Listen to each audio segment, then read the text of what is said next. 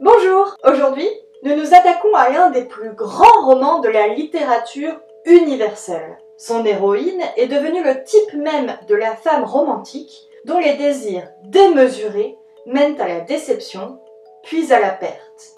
Je cite, « Ce bonheur-là, sans doute, était un mensonge, imaginé pour le désespoir de tout désir. » Vous avez peut-être deviné que je m'apprête à vous parler de l'heureuse histoire, non, de Madame Bovary, écrite par Flaubert et parue en 1856. Pour explorer ce roman, je vais d'abord vous en résumer l'intrigue en 1 minute. Ensuite, je vais évoquer les 2 sujets essentiels qu'on y retrouve, à savoir le mariage et l'argent. Enfin, nous verrons comment ces 2 sujets et l'écriture de Flaubert placent le roman au carrefour du réalisme et du romantisme. Alors, on se lance? C'est parti! Madame Bovary retrace l'histoire d'Emma, une jeune femme rêveuse qui se retrouve mariée à Charles Bovary, un officier de santé sans ambition. Rapidement, Emma s'ennuie et dépérit dans cette relation. En effet, ses lectures romanesques lui ont fait imaginer une vie plus palpitante.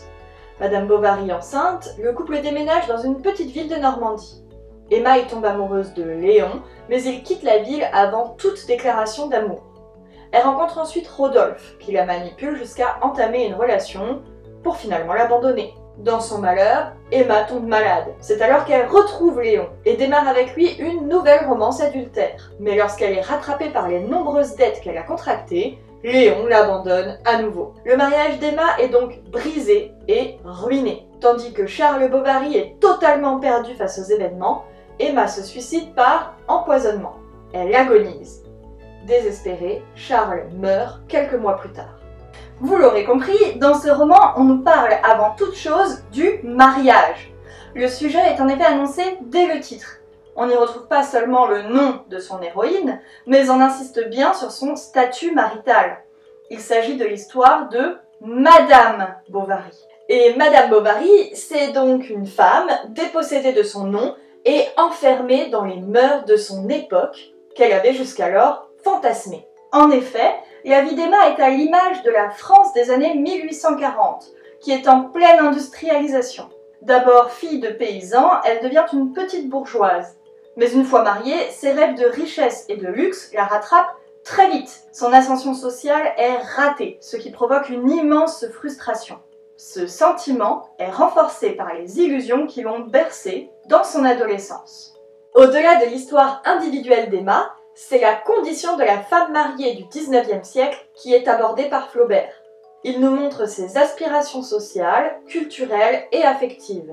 Mais en lisant ce roman, on peut voir comment ces aspirations sont mises en échec par le mariage. Avec le mariage viennent la dépendance économique et légale, l'absence de liberté ou encore l'exclusion du monde du travail. Pour Emma, qui poursuit une quête de bonheur et d'amour, l'adultère semble l'une des seules réponses possibles. Mais il l'amène à une impasse. L'autre pendant de la vie d'Emma, c'est l'argent, ou son absence. Mais il faut préciser qu'elle n'est pas la seule personnage obsédé par ce sujet. Le thème est récurrent et concerne la plupart des personnages, qui sont parfois notaires ou usuriers. Il est question de dettes, et plus souvent encore de dépenses. L'argent sert à compenser l'insatisfaction sexuelle et, de manière générale, la triste vie des personnages. La scène du bal de la Vaubyessard, tant attendue par Emma, cristallise d'ailleurs cet univers où convoitise et argent sont les moteurs des ambitions de la petite bourgeoisie. En somme, avec Madame Bovary, Flaubert se rapproche du roman réaliste qui connaît un grand succès à son époque. En effet, comme dans les romans réalistes, la réalité des mœurs d'une classe sociale est dépeinte dans une époque donnée. Flaubert nous montre une bourgeoisie médiocre, malheureuse et motivée par l'argent. De l'autre côté, il emprunte aux romantiques leur mode de pensée. Comme eux, Emma ne parvient pas à réconcilier son aspiration à la beauté, à la grandeur et à l'idéal avec la réalité dans laquelle elle évolue. Cette réalité lui semble toujours limitée, et l'on pourrait presque dire qu'Emma souffre du mal du siècle. Flaubert pousse ainsi les idées romantiques dans leur retranchement, en montrant la déchéance d'une femme que les illusions ont faite prisonnière du quotidien. Cependant, il reste impartial. Aucune morale ne se dégage de son œuvre, à l'inverse de la tendance romantique. On pourrait donc voir Madame Bovary comme un plaidoyer contre le romantisme. Mais le style de Flaubert lui-même puise dans ce courant. Cependant, le roman n'est pas totalement réaliste non plus. L'auteur ancre une œuvre qu'il veut avant tout artistique dans un univers construit avec assez de précision pour imprégner son lectorat. En somme, Flaubert dépeint un monde fictif aux allures réalistes et il y déploie une histoire dont les ressorts sont romantiques. Vous ne serez pas étonné d'apprendre alors que ce roman a secoué les mœurs de son époque. On lui a notamment reproché de glorifier l'adultère, de faire offense à la religion et d'employer des formulations choquantes. On y parle tout de même de désir, de sexe et de jouissance au sujet d'une femme.